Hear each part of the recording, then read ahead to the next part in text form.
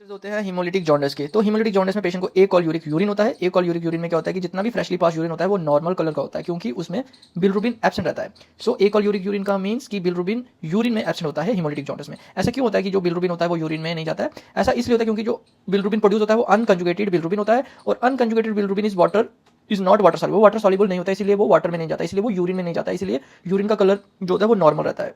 सो एक call uric urine means normal colour का urine इन patients में जिनको हीमोलिटिक जॉन्डिस होता है उसमें देखा जाता है।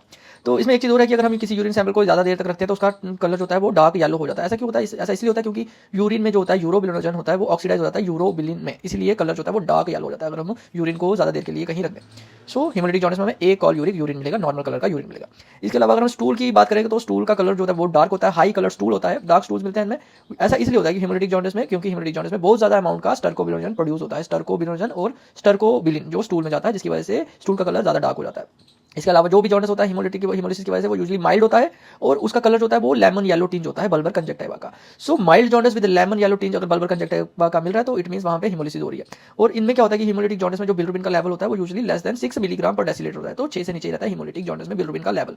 और जो बिलरुबिन होता है वो अनकंजुगेटेड वैरायटी का होता है, तो ये याद रखना है। इसके अलावा हमें अनीमिया भी देखने को मिलता है। अनीमिया माइल्ड हो सकता है, मॉडरेट हो सकता है और सीवियर भी हो सकता है। वो डिपेंड करता है कितनी बॉडी में आरबीसीज का ब्रेकडाउन होता है, हो रहा है, कितना हीमोलिटिक प्रोसेस हो रहा है, उसकी वजह से हमें अनीमिया की डिग्री भी माइल्ड, मॉडरेट या सीवियर अनीमिया मिल सकता है। इसके अलावा जो स्प्लीनोमेगाली है वो बहुत ही कैरेक्टरिस्टिक होता है हीमोलिटिक जॉन्डिस में, बिकॉज आरबीसीज का ब्रेकडाउन कहाँ होता है? स्प्लीन में। स्प्लीन जो है वो स्लॉटर हाउस है आरबीसीज का, इसीलिए स्प्लीन बड़ी हो जाती है, स्प्लीनोमेगाली मिलता है हीमोलिटिक जॉन्डिस में। और पेशेंट्स को टिपिकल फेसेस भी आते हैं जो हीमोलिसिस इंडिकेट करते हैं, जैसे कि थैलासीमिया में हमें चिपमंक फेसिस मिलता है जिसमें प्रोमिनेंट चीक्स वगैरह हो जाती है, तो चिपमंक फेसिस थैलेसीमिया में, यानी कि हीमोलिटिक जॉन्डिस अगर किसी को हो रहा है तो हीमोलिसिस के उसको फीचर्स भी हमें देखने को मिलेंगे।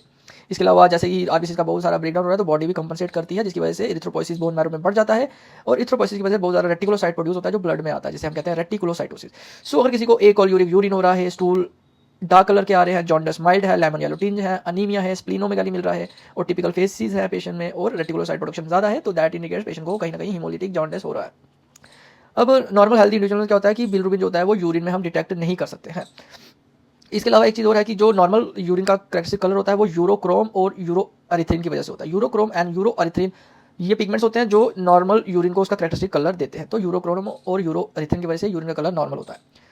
अब अगर हम हेल्थ इंडिविजुअल्स की बात करें तो उसमें यूरिन में यूरोबिलिनोजन का डेली प्रोडक्शन जो रहता है, यूरिन यूरोबिलिनोजन का वो रहता है 1 to 3.5 मिलीग्राम। वहीं फीकल स्टर्कोबिलिनोजन की बात करें तो उसका प्रोडक्शन पर डे रहता है 40 to 280 मिलीग्राम रिस्पेक्टिवली। इसके अलावा यूरिन में यूरोबिलिनोजन अगर डिटेक्ट करना है तो हमारे पास टेस्ट आता है जिसे कहते हैं हम एल्रिक एल्डिहाइड टेस्ट। सो ये एल्डिहाइड टेस्ट से हम यूरिन में यूरोबिलिनोजन डिटेक्ट कर सकते हैं।